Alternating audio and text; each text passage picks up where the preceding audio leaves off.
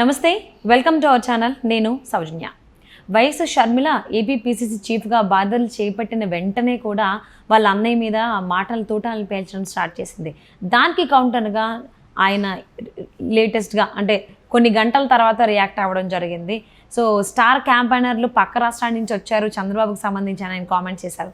ఈ కామెంట్స్ని ఏ విధంగా చూడాలి ఏంటి ఈ అంశానికి సంబంధించి మనతో మాట్లాడడానికి వారి విశ్లేషణను మనతో పంచుకోవడానికి ఈరోజు మనతో పాటు ఉన్నారు సీనియర్ పొలిటికల్ అనలిస్ట్ రాజేష్ అప్పసన్ గారు ఉన్నారు. వారితో మాట్లాడదాం. నమస్తే అండి. అన్నా చెల్లెళ్ళు ఆంధ్రప్రదేశ్లో ఒకప్పుడు కోల్డ్ వార్ జరిగేది, ఇప్పుడు డైరెక్ట్ వార్ జరుగుతుందేమో అనిపిస్తుంది. షర్మిల ఏపీపీసీసీ చీఫ్గా బాధ్యతలు చేపట్టిన కొద్ది గంటల్లోనే అన్నయ్య మీద డైరెక్ట్గా కౌంటర్ వేశారు కమ్యూనిటీకి సంబంధించి. ఆ బేసిస్లో అప్పుడు కమ్యూనిటీకి సంబంధించి మణిపూర్లో జరిగితే ఎందుకు మాట్లాడలేదు, ఎందుకు స్పందించలేదు అనేసి అని. సో దానికి కౌంటర్గా ఇమీడియట్గా రియాక్ట్ అవ్వకపోయినా, అంటే వేరే వాళ్ళు రియాక్ట్ అయ్యారు ఇమీడియట్గా, అయితే కొన్ని గంటలు విరామం తీసుకుని నిదానంగా ఆయన స్టార్ క్యాంపైనర్లు వచ్చారు అని చెప్పేసి అని కామెంట్ చేశారు. అది కూడా చంద్రబాబుకి సంబంధించి అన్నట్టు జగన్. అంటే ఇప్పుడు ఇది డైరెక్ట్ వారు అనుకోవచ్చు అన్న చెల్లెళ్ళ మధ్యన. అసలు ఈ కామెంట్స్ని ఏ విధంగా చూడాలి అంటారు వీళ్ళిద్దరి మధ్యలో?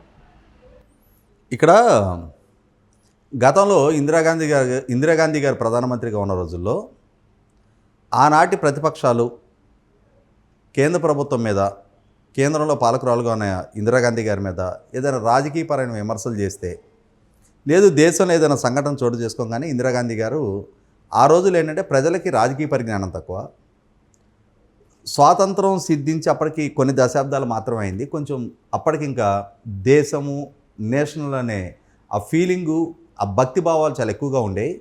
ఆ సందర్భంలో ఆమె ఏంటంటే ప్రతి సందర్భంలో కూడా ఇది విదేశీ కుట్ర అని చెప్పని మాట్లాడుతుండేవాళ్ళు. అంటే ఆ రోజుల్లో కమ్యూనిస్టులు రష్యా కమ్యూనిస్టు పార్టీ నేతృత్వంలో పనిచేస్తుంటారు అని చెప్పని, ఈ రష్యాలో ఉన్న కమ్యూనిస్ట్ పార్టీకి అనుసంధానంగానే భారతదేశంలో కమ్యూనిస్టులు కూడా పనిచేస్తారు, చైనాలో ఉన్న పార్టీకి అనుగుణంగానే ఇక్కడ సిపిఎం పార్టీ కూడా పనిచేస్తుంది, ఆ భావజాలాలతో పనిచేస్తాయి అనే ఉద్దేశంతో ఆ రోజు కాంగ్రెస్ పార్టీకి ప్రధాన ప్రత్యర్థులుగా కమ్యూనిస్టులు ఉండేవాళ్ళు. ఇటువంటి సందర్భంలో ప్రతి అంశంలో కూడా ఇది విదేశీ కుట్ర అని చెప్పని ప్రస్తావించేవాళ్ళు. మీరు గమనించుకుంటే కాళేశ్వరం పంప్ హౌస్ మునిగిపోయింది. ఆ మునిగిపోయిన సందర్భంగా కేసీఆర్ గారు ప్రకృతి వైపరీత్యం లేదు, డిజైన్ల లోపం, అక్కడ ఆ ప్రాజెక్టు పంప్ హౌస్ల నిర్మాణ లోపం ఇవేవి ప్రస్తావించట్లా. ఇక్కడ క్లౌడ్ బరస్ట్ జరిగింది, ఇది కుట్రపూరితంగా కురిసిన వర్షాలు కూడా కుట్రపూరితంగా కురిసిన క్లౌడ్ బరస్ట్ అంటే ఏంటంటే ప్రజలు ఇదేదో సారు చాలా పెద్ద పదాలు వాడుతున్నారు, నిజమే కామలు ఇదేదో మన రాష్ట్రం మీద ఎక్కడి నుంచో మనం చెప్పుకుంటుంటాం కదా సినిమాలు, ఇంగ్లీష్ సినిమాలు, ఏలియన్స్, ఫ్లయింగ్ సాసర్లు, ఇట్లా వేరే గ్రహాల నుంచి వచ్చారు అని చెప్పని. అటువంటిది ఆడేదో తెలంగాణ మీద జరిగినట్టుంది. తెలంగాణ భావజాలం ముసుగులో ఆ పంప్ హౌస్ మునిగిపోయిన వైఫల్యాన్ని కప్పిపెట్టుకోవాలని కేసీఆర్ గారు ప్రయత్నం చేశారు. ఇదే వరవాడి కొనసాగింపుగా తెలంగాణ భారతీయ జనతా పార్టీ కేసీఆర్ గారి ప్రభుత్వాన్ని విమర్శ చేయాలి అనుకున్న ప్రతి సందర్భంలో కూడా ఒక పార్లమెంటు స్థానానికి పరిమితమైన మజ్లిస్ని బూచిగా చూపించి మొత్తం తెలంగాణ ప్రాంతంలో ఎమోషన్స్ ఫ్లేరప్ చేయాలని చెప్పని ప్రయత్నం చేస్తూ ఉండేది. ఈ పార్టీల బాటలోనే ఈ నాయకుల వరవడనే కొనసాగిస్తే జగన్మోహన్ రెడ్డి గారు కూడా ఇప్పుడు తన మీద తన సొంత సోదరి షర్మిల గారు కాంగ్రెస్ పార్టీ ప్రదేశ్ కాంగ్రెస్ కమిటీ అధ్యక్షురాలుగా ఎక్కుపెట్టిన విమర్శలకి సమాధానం చెప్పలేక చంద్రబాబు నాయుడు గారు అని చెప్పని ఒక అంటే ఏంటి చంద్రబాబు నాయుడు గారి మనిషిగా షర్మిల ప్రస్తావిస్తుంది అని చెప్పని తనకి రాజకీయ ప్రత్యర్థిగా ఉన్న చంద్రబాబు నాయుడు గారిని బూచిగా చూపించి షర్మిల గారు ప్రస్తావించిన అంశాలను డైల్యూట్ చేసే ప్రయత్నం చేస్తున్నారు. ఇది చంద్రబాబు నాయుడు గారి అజెండా. అంటే చంద్రబాబు నాయుడు గారి ముసుగులో షర్మిల గారు ప్రస్తావిస్తున్నారు అని చెప్పని తప్ప షర్మిల గారు ప్రస్తావిస్తున్న అంశాల ఇంటెన్సిటీకి ఆయన అంటే ఆ ఇంటెన్సిటీని గుర్తించడానికి కానీ వాటికి జవాబు ఇవ్వడానికి కానీ ఆయన సిద్ధంగా లేరు. ఆమె కొన్ని జెన్యూన్ ఇష్యూస్ రైజ్ చేశారు. అవును, ప్రతిపక్షంలో ఉన్నప్పుడు ప్రత్యేక హోదా గురించి అన్ని ఉద్యమాలు చేసావు, నిరసనలు చేసావు, ధర్నాలు చేసావు, ఇప్పుడు ఎందుకు ముఖ్యమంత్రి హోదాలో ఉండి ఇంతమంది ఎంపీల మద్దతు ఉండి దాన్ని ప్రస్తావించట్లేదు, కేంద్ర ప్రభుత్వాన్ని నిలదీయటం లేదు అని చెప్పని ఆమె సూటిగా స్పష్టంగా ప్రస్తావిస్తున్నారు. దానికి సమాధానం చెప్పలేరు. ఎందుకంటే ఎందుకు ప్రస్తావించలేకపోయారు అనేది ఆయనకి తెలుసు, 5 కోట్ల మంది ఆంధ్రప్రదేశ్ ప్రజలకు తెలుసు. ఈయన మీద ఉన్న పుట్టిన కేసులు, ఈయనకున్న బలహీనతలు, వాటి గురించి ప్రస్తావిస్తే ఈయన రాజకీయ ప్రస్థానం ఎక్కడ ముగుసుద్ది, ఏ జైల్లో ఈయన జీవితం ముగుసుద్ది అనేది ఆయనకి తెలుసు కాబట్టి వాటి గురించి సమాధానం చెప్పలేరు. కాబట్టి ఏంటంటే ఇప్పుడు చంద్రబాబు నాయుడు గారు అనేది ఒక షీల్డ్. ఆ చంద్రబాబు నాయుడు గారిని బూచిగా చూపించి ప్రజల్లో శర్మల లేవనెత్తుతున్న అంశాలని దృష్టి మళ్లించాలి.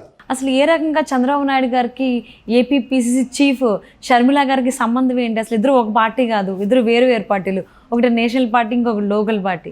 ఏ విధంగా ఇద్దరికి కనెక్షన్ పెడుతున్నారు అంటే ఇక్కడ కూడా మళ్ళీ అగైన్ జగన్మోహన్ రెడ్డి మళ్లింపు చర్య ఏమన్నా ప్రారంభించారని అనుకోవచ్చా ఆవిడ మాటలకు సంబంధించి? జగన్మోహన్ రెడ్డి గారు సమాధానం చెప్పాల్సిన చాలా కీలకమైన అంశాలు ఉన్నాయి.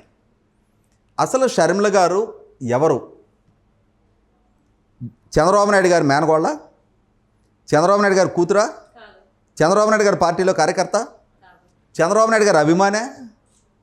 మీ సొంత తోడబుట్టిన చెల్లెలు, అవును, మీ పార్టీలో క్రియాశీలకంగా పనిచేసిన నాయకురాలు, మీ మీద అక్రమాస్తుల కేసు నమోదయ్యి మీరు జైలు పాలయ్యి చెంచలగూడ జైల్లో ఉన్న రోజున మీ రాజకీయ భవిష్యత్తు 2019 ఎన్నికల దాకా మీకు ప్రచారం చేసే నాయకురాలు, మీకు మద్దతుగా రాజీనామా చేసిన ఎమ్మెల్యేలు ఉప ఎన్నికలను ఎదుర్కొంటే వాళ్ళకి స్టార్ క్యాంపెయినర్గా వాళ్ళ గెలుపుకు దోహదం చేసిన నాయకురాలు, మీ పార్టీని సజీవంగా నిలబెట్టిన నాయకురాలు. ఎందుకు ఆమె మీతో విభేదించింది? మీరు ఎంత నిరాదరణకు గురి చేస్తే ఆమెని గుర్తించకుండా, గౌరవించకుండా, తగిన ప్రాధాన్యత ఇవ్వకుండా మీరు ఆమెను ఎడం చేసిన పర్యవసానం ఈరోజు ఆమె ఇంకొక పార్టీని ఎంచుకుంది. మొట్టమొదట కల్ప్రిట్ మీరు. ఆమె జీవితంలో నమ్మక ద్రోహం చేసిన వ్యక్తి మీరు. ఆమె సర్వీసెస్ వాడుకొని ఆమె వల్ల మాత్రమే మీ పార్టీ మనుగడ సాగించింది. వాళ్ళ మీ పార్టీ బతికి బట్టగట్టింది అని అంటే అది షర్మిల గారు పెట్టిన భిక్ష. మీరు జైల్లో ఉన్నారు. ఆ జైల్లో ఉన్న రోజున ఎంపీగా మీరు, ఎమ్మెల్యేగా మీ తల్లి తప్ప మీ పార్టీకి ఇంకొక ఎమ్మెల్యే లేడు, ఇంకొక ఎంపీ లేడు.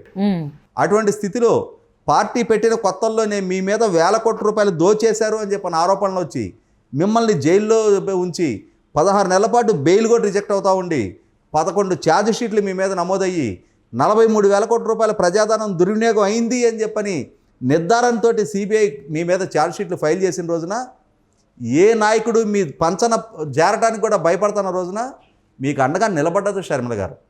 ఇవాళ ఆమె ఎందుకు దూరం జరిగింది? మొట్టమొదటి దానికి సమాధానం చెప్పండి. లోపం మీలో ఉంది, వాడుకొని వదిలేసే నైజం మీలో ఉంది. ఆమె వల్ల మాత్రమే బతకబట్ట కట్టిన పార్టీలో ఆమెకు సరైన గుర్తింపు, గౌరవం ఇవ్వండి మీరు. ఇవాళ చంద్రబాబు నాయుడు గారి పక్కన అంటే పవన్ కళ్యాణ్ గారిని చంద్రబాబు నాయుడు గారి దత్తపుత్రుడే అని చెప్పని ఇందాక మీ ఎమ్మెల్యే రాచమల్లి శివప్రసాద్ రెడ్డి సోనియా గాంధీ గారి దత్తపుత్రిక అని మాట్లాడుతున్నాడు. అంటే రాజశేఖర రెడ్డి గారి పుత్రిక నుంచి సోనియా గాంధీ గారి దత్తపుత్రికగా మారిన మాత్రాన ఆమెకు వచ్చే నష్టం లేదు.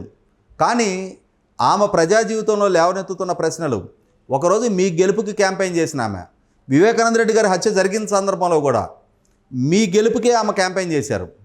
కానీ సిబిఐకి ఇచ్చిన వాంగ్మూలంలో తేటతెల్లం చేసిన అంశాలకి ఈ రోజు దాకా మీ పార్టీ నుంచి సరైన వివరణ రాలా. అసలు వివేకానంద రెడ్డి గారి హత్యకి పాల్పడింది ఎవరు? మీ నాన్నగారి తమ్ముడు, మీ చిన్నాన్న. ఆ హత్య కేసు ముద్దాయిల్ని మీరెందుకు కాపాడుతున్నారు?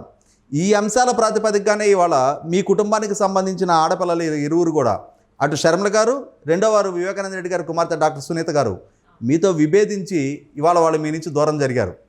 ఇవాళ పార్టీలో సరైన గుర్తింపు, గౌరవం ఇవ్వని పర్యవసానం ఈరోజు మీతో విభేదించి మీ చెల్లెలు దూరంగా జరిగింది. మీ తల్లి గౌరవ పార్టీ అధ్యక్షురాలుగా ఉన్నామె రాజీనామా చేసి దూరం జరిగారు. మీకు కుటుంబ సంబంధాల పట్ల విలువ లేదు, మానవ సంబంధాల పట్ల విలువ లేదు, సామాజిక సంబంధాల పట్ల విలువ లేదు.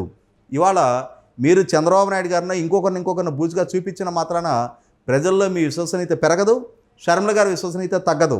ఇవాళ ఒక ఆడపిల్లగా తన నుంచి ప్రయోజనం పొంది ఇవాళ మీ పార్టీ సోషల్ మీడియా ద్వారా మీ సొంత తోబుట్టుని అత్యంత జుగుత్సాకరంగా వ్యక్తిత్వహనానికి పాల్పడే ప్రచారానికి పాల్పడుతున్నారు అని అంటే అది మీ పార్టీ వైఖరి, మీ నీచత్వాన్ని తెలియజేస్తూ ఉంది, మీ సంస్కార హీనత్వాన్ని తెలియజేస్తూ ఉంది. సో షర్మిల గారు ఇంతకు ముందు కూడా అడిగినంటే పీసీసీ అధ్యక్షురాలుగా అవ్వకముందు కూడా చాలా ప్రశ్నలు సంధించడం జరిగింది జగన్మోహన్ రెడ్డి గారికి సంబంధించి. అప్పుడు స్పందించలేదు, ఇప్పుడు కూడా స్పందించకుండా మళ్ళీ డైవర్షన్ ఏంటంటే మిగిలిన వాళ్ళకి సంబంధించి ఎలాగైతే అంటే ప్రతిపక్షంలో ఉన్నటువంటి చంద్రబాబు గారికి సంబంధించి ఏమన్నా టాపిక్ తీసుకొస్తే అడిగిన దానికి కాకుండా వేరే దాని గురించి ఎలా అయితే మాట్లాడతారో సేమ్ చెల్లి విషయంలో కూడా అదే ఫార్ములాని ఫాలో అవుతున్నట్టుగానే అర్థమైపోతుంది. సో అసలు సంబంధం లేకుండా రిలేషన్ కలుపుతున్నారు, అడిగిన దానికి సమాధానం చెప్పకుండా. సో ఏదైనా కానీ ఆయన చేయాలనుకున్నది, ఆయన చెప్పాలనుకున్నది జగన్మోహన్ రెడ్డి చేస్తారని చెప్పేసి తేడతెల్లం అయిపోయిందండి. ఇంకా రాబోయే రోజుల్లో వీళ్ళిద్దరి మధ్య వార్ ఏ విధంగా ఉండబోతుంది ఏంటని వేచి చూద్దాం. Thank you so much for spending your valuable time with us, Rajesh గారు.